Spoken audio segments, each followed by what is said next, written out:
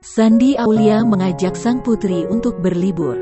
Untuk pertama kalinya, Claire Herbowo berpergian ke luar negeri.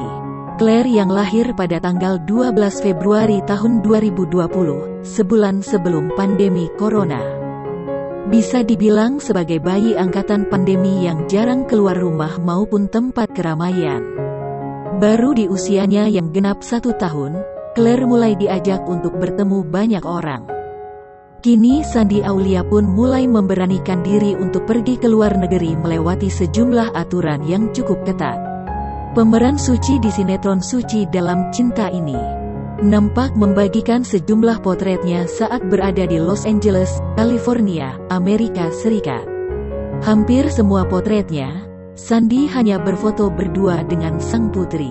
Namun dalam video terbaru, membuat netizen penasaran apakah sang suami, David Herbowo, juga turut serta dalam perjalanan ke Los Angeles tersebut.